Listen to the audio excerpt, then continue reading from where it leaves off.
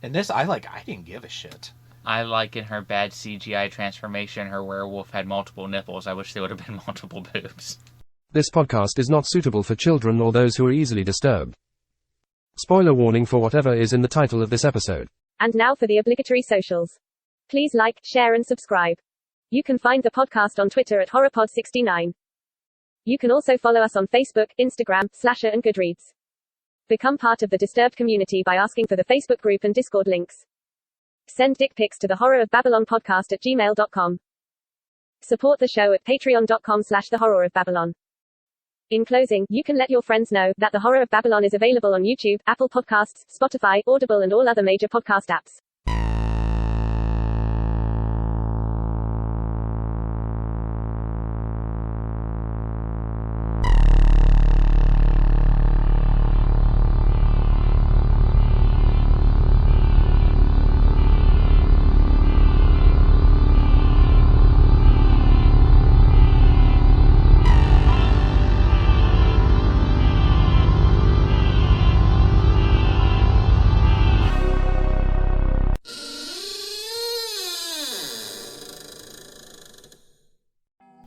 Welcome to a very Parisian bonus episode of The Horror of Babylon, where we discuss an American werewolf in Paris. I am Ryan. With me, as always, is Daniel. Say hi, Daniel. I was paid to be here. I was too. But not enough. But who is enough, at least for me, is our patrons. Thank you to Abigail the First, Breaker of Chains, Mother of Dragons, and Logan, the Full Metal Patron, and Ben, the Fourth Patron of Hope, and May the Fifth, the Rainmaker. She makes it rain. Oh, she makes it rain. And thank you to Sierra the Sixth, the Keyblade Patron. And thank you to Four Horsemen Comics and Gaming, who sponsored this episode because they are subscribed to our Patreon at the Losers Club tier, so they get to pick 2 movies a month for us to review, and they decided to reward us with an American Werewolf in London and punish us with an American Werewolf in Paris. You can visit them at the Morgantown Mall, Morgantown, West Virginia, the Mall at Robinson in Pittsburgh, Pennsylvania. You can shop online at fourhorsemen.tcgplayerpro.com, and unfortunately you can't say hi to Ronald the Third, Krampus of Christmas, because I just got word that he unfortunately threw himself off the Eiffel Tower and decided to end it all, I think because he watched this movie. Kalima! Alright, so our history with an American Werewolf in Paris. I didn't even know that this movie existed at all until recently, so I have zero history with it. I actually saw this before American Werewolf in London. This movie came out at a time when I was at that rental movie age. So, I liked werewolf movies. I liked watching werewolf movies. So I got this. I think either my dad or my mom or somebody ended up buying it at some point. I don't know why. And then I would watch it a lot. And it's just, and even as a kid, I was just like, this isn't as good as the other werewolf movies I watch. The vampire's a pure myth, superstition. I may be able to bring you proof that the superstition of yesterday can become the scientific reality of today. Background, this movie, probably the coolest thing about this movie is that it released on October 31st, 1997. Yeah. They knew how to maximize. Yeah. Or try to. The film's an international cooperation between companies from the United States, France, the Netherlands, and Luxembourg, which is also cool. This is the third worst thing France has ever done to us. It's directed by Anthony Waller, who has directed a grand total of 5 movies, including an American Werewolf in Paris and 1 TV series. Those are Mute Witness, The Guilty, 9 Miles Down, The Singularity is Near, and a television show called Traitor. I don't know what any of these are. Me either. There's also long gaps between his directing career. The first one's in 1995 and the last one's in 2020. You ever sit and wonder what these people do for money? He must have another job, or maybe he just doesn't need money. Okay. Yeah, I don't know. The screenplay was written by Tim Burns and Tom Stern, both of which have mostly written for TV. Both of which have origins in Comedy Central. Tim Burns wrote for Crank Yankers. This is starting to make some sense. He wrote for the Disney Channel show My Babysitter's a Vampire. He also wrote for the Jim Henson Hour, which is a short-lived Muppet show from the 80s, and he wrote a single episode of Star Wars The Clone Wars. Tom Stern wrote for the Jimmy Kimmel Live, That's My Bush, and he was a director on The Man Show. This is starting to explain a lot. The writers explain more than the director did. Yeah. The movie had a budget of $25 million and made $26.6 million. I would say sorry, but I'm not. Honestly, that's better than I was gonna guess. I thought it bombed more than that. Yeah, that's so. Honestly, the studio was probably like, "Yes, this movie is garbage. I can't believe it made that much money." Yeah. I mean, and I guess that's just based on how much people love the original. So actually, John Landis, who directed the original movie, he was approached to do the sequel, and he wrote a script.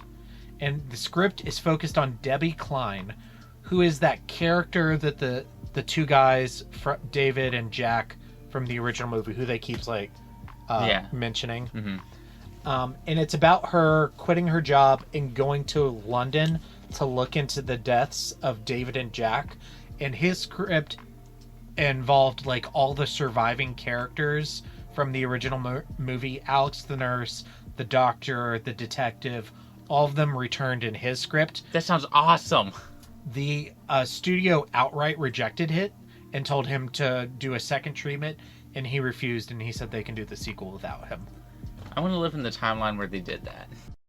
And that's that. Another story in the classic, infallible 3-act structure. Good enough for Aristotle, good enough for The Simpsons. Mr. Sislak, I have a feeling there's going to be one more act to this story. Well, I'm not hanging around for that. 4 acts.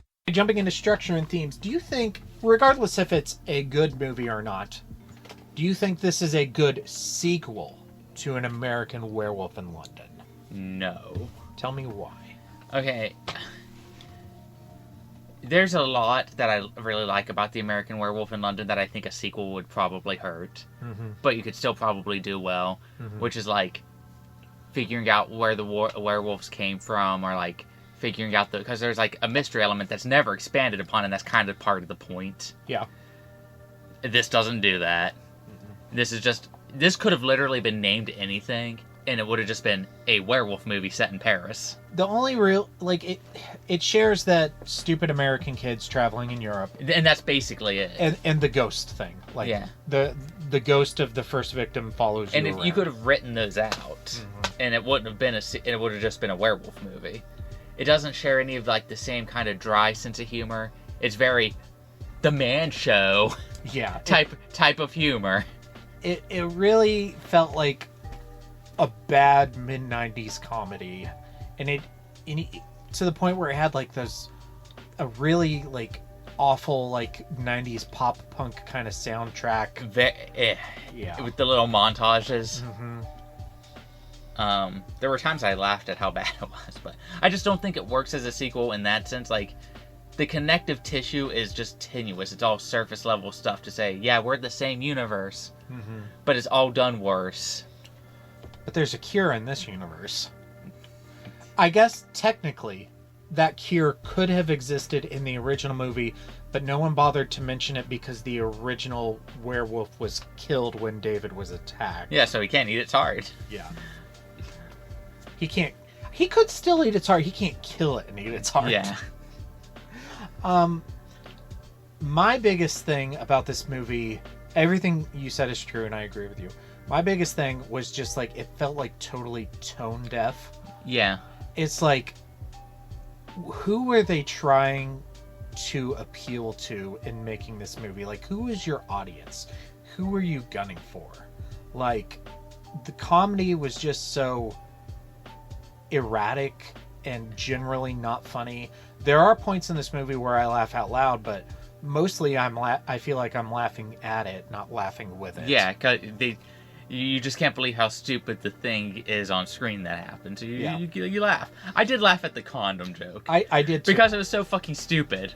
I thought the funniest part about that is that it continues in the background as the two characters are talking, with it going in the guy's soup, and they call the waiter over, and the waiter's like, oh, and then of course that laps back into the actual scene. Yeah. So that was clever. But aside from that, there's nothing really super funny about this movie, except just like the absurdity of it. Yeah. It is. I kind of like that one of the ghosts was actively trying to get the werewolf killed. Yeah. Like, I guess, like, if you're playing with a bunch of different werewolves and they can all see this... Well, my thing is I was like, I thought they could only see the spirits of the ones they killed themselves.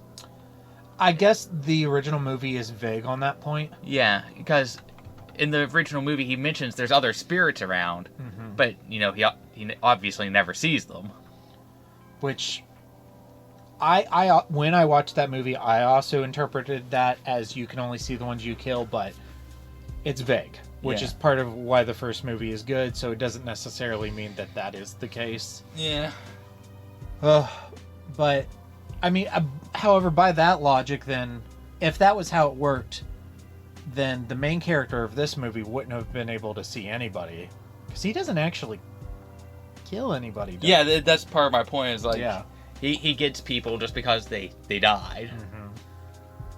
It would have been one, and you know, he can see, the werewolves can just see the spirits of people that other werewolves have killed. Which makes me think, like, shouldn't there be like a lot more people, like, ghosts wandering around? Because there's like an actual cult killing like dozens of people at once. Yeah. Okay, so another thing, I did like the concept of a cult of werewolves that hosts a party. Yeah. For like vagabonds and vagrants and like, and then locks them in when they transform. Yeah, and he's, like, on paper that's good. I didn't like how it was executed. Yeah. But I would like to see that done in another story. I like that he gets an American hate boner at the end.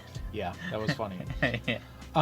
So something that kept me watching this movie was the ending to the original movie is super shocking and horrific. Yeah. And I was like, okay, so like, how are they going to pay homage to that? How is this going to, you know, try to top it or match it? And I was thinking, so like, they've established that to cure yourself, you have to kill the werewolf who bit you and eat their heart. And through the majority of the movie, you're under the impression that the werewolf that bites the main character is the girl, Seraphine.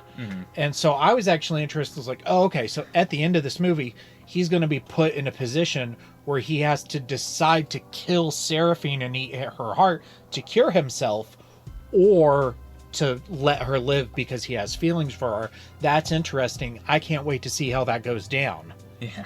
Nah. No, that would be interesting and like a moral quandary. No, we have an easy end. It was the bad guy. There's a twist.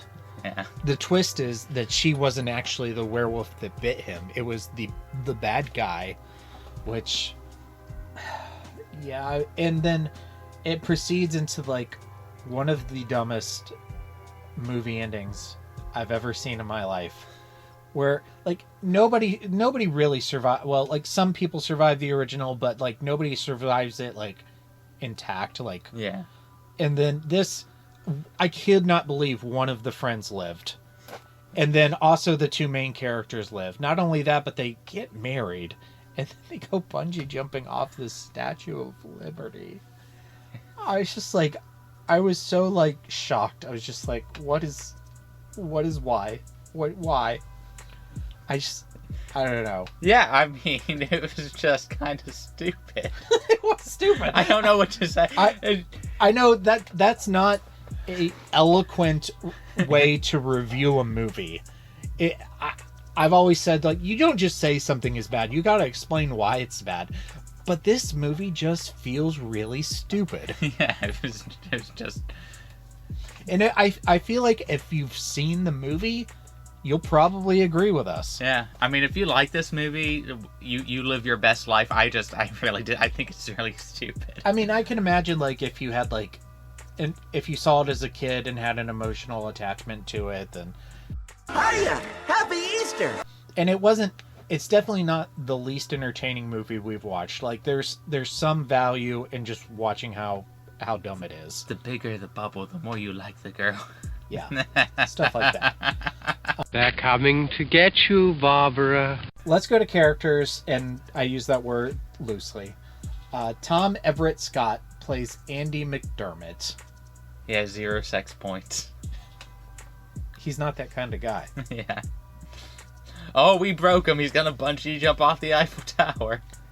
Yeah, it took me, I didn't realize he was gonna bungee jump. I thought he was gonna, like, rappel down. First, actually, the first thing I thought he was gonna do, I thought he had a parachute and he was gonna jump off. Like he was gonna do one of the base jumping. Yeah. And then he pulled out the rope, because I thought it was a rope. I was like, oh, he's gonna, like, rappel down. And I didn't realize it was a bungee cord until he jumped off, and I was like, oh, it's a bungee cord. Which is really stupid. Don't bungee jump off of... Don't bungee jump off of anything unless it's, like, a legitimate bungee jumping site with a trained person there and safety equipment. I also would just tell people not to bungee jump, but... I mean, if that's what you want to do, but just do it as safely as you can. Yeah. Like, I guess I shouldn't judge. I get punched in the face as a hobby. Yeah. So. Yeah. I mean, we all have our kinks. Yeah. Another, like, huge issue I just had with this movie is I liked 0 characters in this movie. I mean, what did they give you to like? Nothing. Yeah. Nothing. Okay. Julie Delpy as Seraphine. Her name's Delpy. Delpy. Okay. Delpy. Okay. That's like 1 letter away from Derpy. Like, eighth best pony. Yeah. 9th best pony. Something like that. Something like that. Is there a character in this movie that you feel like you want to talk about? Okay, so for her, I liked her accent. I did like her accent. I liked, I thought, because this kind of sort of ties into Tom, I'm like, why is this your dream? Your dream woman is a girl who was trying to kill herself? Are you just me? So, I would say that I understand being attracted to someone who's, like, deeply sad. There is that, like, I want to help her kind of thing. Yeah. This is not a good... The relationship between these two in this movie is nowhere near the relationship, just the little relationship you get between David and Alex in the first one. Yeah. Like, it doesn't spend a lot of time building them up in that movie, but it's really cute, and you get you get emotionally involved in their relationship in a short amount of time. And this, I didn't give a shit. I like in her bad CGI transformation, her werewolf had multiple nipples. I wish there would have been multiple boobs. I didn't notice that. Yeah. Like, because that's something you think about. It's like, oh, you know, most animals have more than 2 nipples. And, like, when she's transforming, they're, like, all down her. I'm like, okay. But it's a bad CGI transformation, it's awful. So I was already not happy. What about the 2 friends? One of them drove me crazy until I looked it up. One of them is Seth Green's brother in Rat Race, the character in the movie who has a piercing through his tongue and talks like this the whole movie. Okay, so he's just in these sorts of movies. Yeah. Well, Rat Race is much better than this movie. Yeah, but I feel like the kind of comedy it's trying to do, that this movie is trying to do, is Rat Race kind of comedy. Similar. I was very shocked that one of them survived. The surviving one ran out crucified. That was kind of funny. Yeah. Because that was all... But it was also funny just that, like, it's so stupid sort of thing. Like, it's all in slow motion, and the police officer, the stupid, like, fat police officers all, like... I zoned out for a lot of the last 30 minutes of this movie. I don't blame you. I thought it was kind of funny that he almost got murdered by a werewolf amputee that was strapped to a bed. He's like falls over backwards and it looks like he's about to die. I'm like, dude, just get up and walk away. He let it back him into a corner where he had to like shimmy up a door like a monkey and jump over. But I was like, you didn't have to be. I understand being shocked if you saw a werewolf. I would be too. But it's literally strapped to a bed. Just, I don't know. Just leave. Okay. Julie Bowen plays Amy Finch. You may know her better as Adam Sandler's love interest in Happy Gilmore. Okay. The inclusion of that character was kind of clever for, like you said, the ghost that is trying to get him caught. Yeah. And I kind of liked her like little monologue to herself while she's walking around the graveyard with his clothes. Like, how do you keep getting yourself in these situations, Amy? I just want a guy who's going to notice my hair. Is that too much to ask? I'm like, you literally just went to hook up with the dude who was sniffing your underwear in a restaurant in a graveyard. That's how you get yourself in these situations. Yeah. Yeah, that's very true. Like, I don't know what to tell this woman. Make better choices. I have more to say on her and Kiss Me Fat Boy, so. Okay. And then Claude, played by Pierre Cosso, the most boring, generic horror villain. I want to touch your hearts as well. That entire stupid speech. Yeah. Because the werewolves eat hearts in this. Yeah. Why were they all... Because that's something they sort of added. Mm-hmm. At least they never mentioned it in the first one. Was, oh, all the hearts were missing from the corpses. You want to tell us about your drugs? Again, I like the idea of a cult of werewolves who see themselves as like racially superior to regular humans. Yeah. It's just not executed well.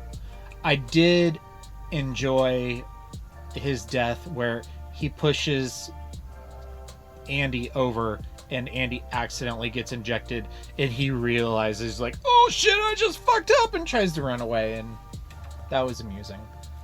That's the best I can say. Yeah. I'll kill you all! I'll drive you crazy, and I'll kill you all! I'm every nightmare you ever had. I am your worst dream come true. I'm everything you ever were afraid of. Scary shit. Is this movie scary? No. It's scary that this is an hour of my life I'm never getting back. It's an hour and a half of your life. That I'm never getting back. And the effects, like, these are... I know it's 1997. But still, like... But when was American Werewolf in London made? Like, 81. Granted, that might be a budget difference. But at the same time, I'm just like, if you don't have the budget for a werewolf movie, don't make a werewolf movie. An American Werewolf in London had a budget of $5.8 million.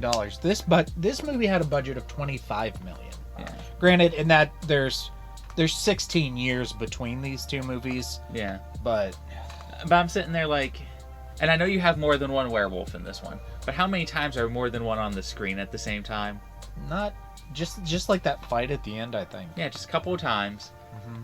And I'm like, for those scenes, you make it dark, you use flashy lights to cover a bad CGI. They looked better in the sewers. Yeah. Than they did any other time. Because it was dark and you couldn't see them. But I also just didn't particularly like the design of them. Like, bad CGI aside, their snouts just looked really weird. They're like this short. Yeah, and they looked more like primate-ish than wolf-ish. Monkey, yeah. Yeah. This was a bad Congo sequel. Yeah. We should watch Congo instead. I read Congo. I love Congo, the book and the movie. I find it amazing. I love both. I don't care what anyone says about the movie. I love it. I even, I rewatched the movie after I read the book. I'm like, oh, I'm afraid. But no, I still liked the movie. Amy. Good gorilla. Good gorilla, Amy. Yeah, I love it. Yeah. We should do Congo. We should. I bet could have some fun takes on Congo.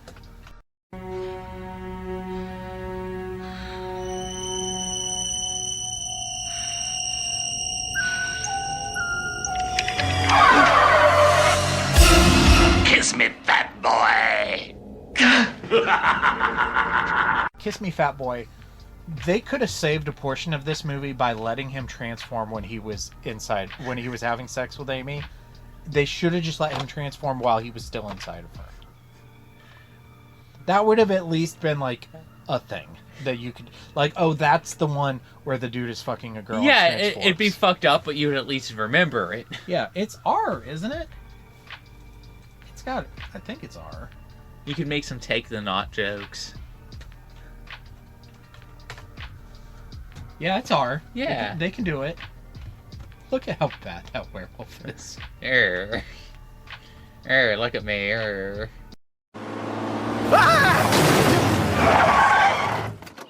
Oh my god, are you Stephen King? No, I'm Dean Koontz. Oh.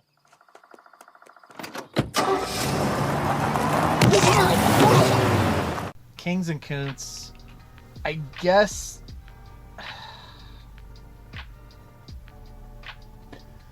Oh, you know what? You know what did make me, like, genuinely laugh? Is when the two friends have the trash can turned over and they're looking for the note and somebody just, like, drops some change down to them. Yeah. They think they're homeless. That was funny. I guess, like, the whole condom scene was... It was stupid, but I laughed. It was stupid, but I laughed. That's also my king. Okay. Yeah, and my Koontz... The werewolves. The werewolves, yeah. Because Okay. that should be the selling point for this movie, and it's just not done well.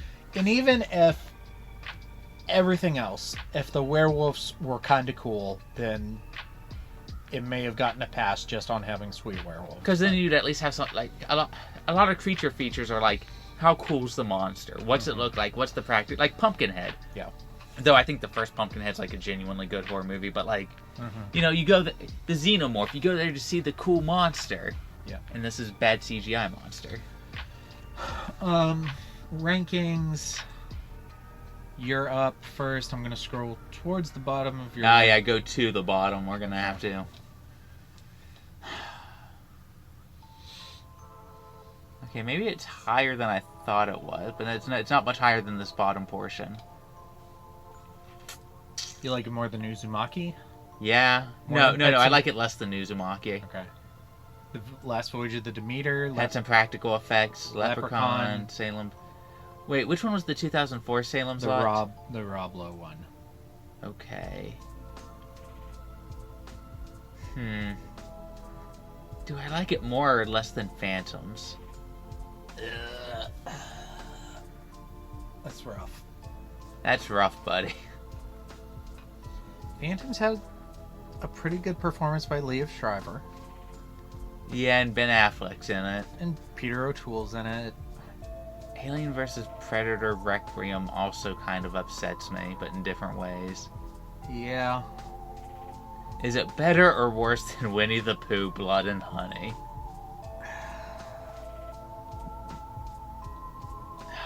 I think I ranked it... I've already ranked it. I think I have it slightly above Winnie the Pooh, Blood and Honey, but I'm not positive. I think I'm going to put it right below Phantoms.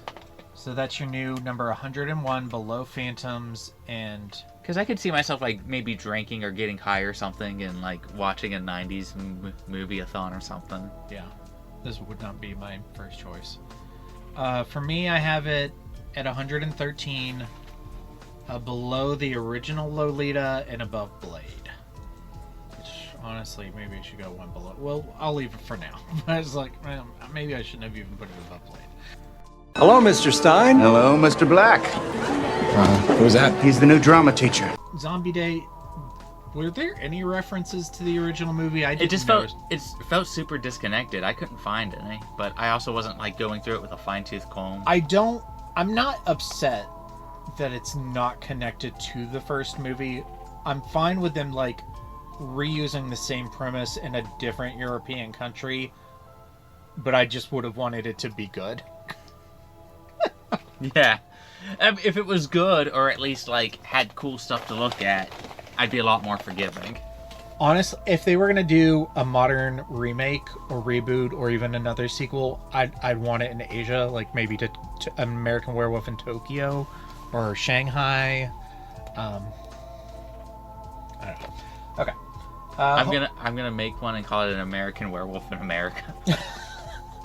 What about a British Werewolf in America? Yeah, something like that. Yeah. Maybe he gets bit by like a wolf in like Alabama. A Tunisian Werewolf in America. Oh no. Okay, let's move on. Homework. Design your own point system for the Horror of Babylon Daredevil tour of Europe. Okay. Our own point system. Yeah. Okay, so doing something, there's going to be a multiplier system. Okay. Okay, doing it sober is worth more points because if you're drunk, you're already going to do something stupid. True. So like each shot is going to like have like a 0.5 multiplier, so it like minuses your points. Well, that's a big. Ooh. Okay. So maybe a 0.2. It'll be something like that, or a 0.1. Okay. All right. Because sometimes you need courage juice. Yeah. But I expect you, as we go on the tour, you're going to be able to do the things without the courage juice. Yes. Jumping from high places, maybe not Eiffel Tower high. Gotta be like 10, 20 points. Getting in a bar fight, though, like going and talking shit to a foreigner because you're an American, could get you stabbed, so that's worth like 100 points. Yeah. It also maybe it should depend on what country you're in. Yeah. Like, you get more points for doing that in Germany than you do in France. Yeah. That's not nice. And there will also be a sex point system, but Daniel's the only one with a negative multiplier because he makes bad choices. Give Hef a handicap. Yeah. Like a handicap that helps us. Yeah. Because he's so charming. Okay. So mine, this is the Horror Babylon Daredevil Tour of Europe. You have 3 months to visit as many comic book stores in Europe as you can and collect and read every issue of Daredevil. Every back issue you get is 1 point. If you get a trade paperback that contains the back issues, you only get a half point per, because you should try to get the actual issues, not trade paperbacks.